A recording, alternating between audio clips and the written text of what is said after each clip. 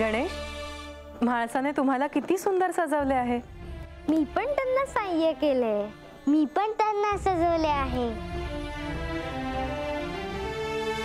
तुम्ही तिघांनी आता आसन ग्रहण करावे।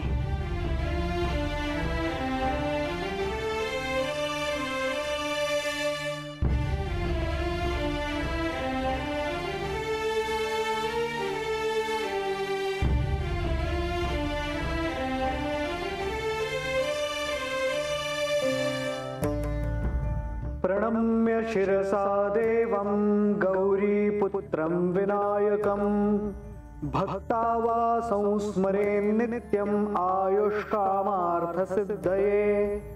प्रथमं वक्रतुण्डं च एकदन्तं द्वितीयकं तृतीयं कृष्णपिङ्गाक्षं गजवक्त्रं चतुर्थकं लंबोदरं पंचमं च षष्ठं विकटमेव च सप्तमं विघ्नराजेन्द्रं धूम्रवर्णं तथाष्टमं नवमं भालचन्द्रं च दशमं तु विनायकम् एकादशिं गणपतिं द्वादशं तु गजाननः।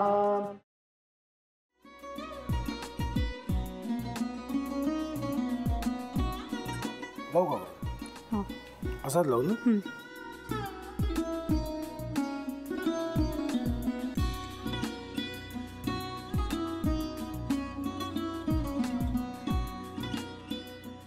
आता काय करायचंय? आता आपण ड्राय स्टफिंग दुसरं काय करणार आपण त्यात?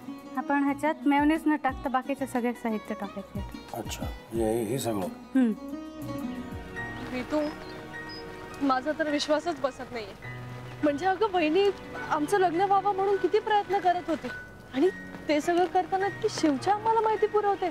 नाही, मला नाही वाटत। गौरी खूप चांगली असतो म्हणून तुला सगळं जगत चांगलं दिसतं, पण शिव उगाच बोलला असेल का? त्याच्यावर विश्वास नाहीये का तुझा? शिववर पूर्ण विश्वास आहे मी तुम्हाला, पण तो आता हे जे काही करतोय ना, म्हणजे निशा बहिणी समोर त्या राधिका सोबत फिरण्याचं नाटक वगैरे, ते त्याचा काही उपयोग होणार नाहीये। अगं असं कसं म्हणतो? अगं नीलिमा, जतीन भाईंचा कॉल आहे। हो माहितीये, रिसीव कर ना। अगं बघ, कट झाला। आता तू रिसीव केला नाहीस म्हणून ते मला करतील। अब पुन्हा आला बघ, घे बघू। पण हे एक ना एक दिवस घडणारच होतं। आता मला कळलं तुम्ही 2 दिवस झाले काय सांगत होता ते।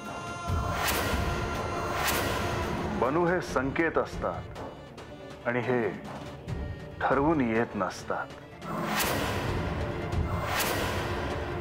मी बाहेर तुमची वाट बघते।